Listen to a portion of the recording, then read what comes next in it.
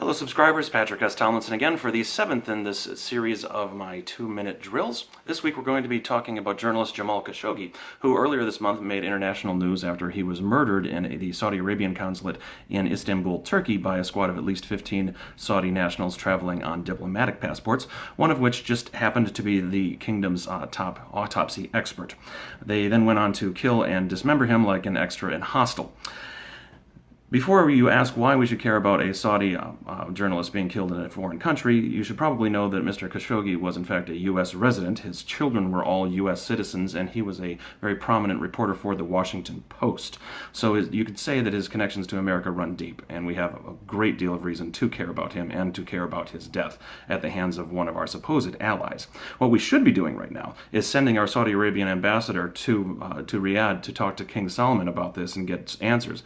But we can't because we don't actually have an ambassador to Saudi Arabia. Instead, maybe we could send our Turkish ambassador to ask about the audio recordings that the Turkish authorities have of Khashoggi's death.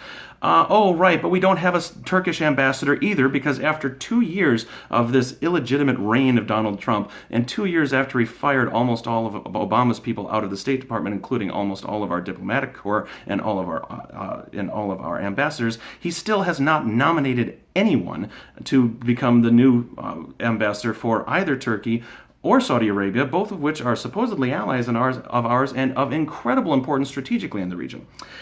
The incompetence and the chaos here is deliberate. It's not an accident. This is exactly what everyone who helped to install Donald Trump as the proto-president of the United States wanted. Putin wanted to gut our diplomatic corps and shred American soft power and leadership throughout the world. He said so himself during his annual foreign policy speech just a few days ago when he said of U.S. leadership and influence, "It's almost done." What we're seeing worldwide right now, from the Khashoggi assassination by Riyadh to Russia's chemical weapons attack in Great Britain, which killed a person and left 2 others hospitalized, and China putting Muslims in camps by the hundreds of thousands, by the way, is dictators and autocrats being given the green light for oppression by the sudden erasure of America's moral leadership.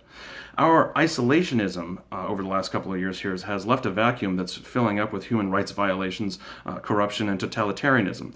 And it will only get worse as our star fades. So, on November 6th, in just 2 weeks away from now, vote like the entire world is at stake, because it quite literally is. We're at 2:40, that's not too bad.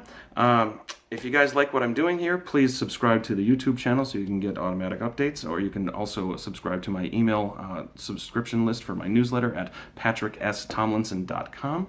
And if you really like what I'm doing and want to kick me a few bucks, I don't run Patreons or anything like that, you can go and buy my latest novel. It's called Gatecrashers from Tor Books. You can find it at Barnes & Noble on Amazon.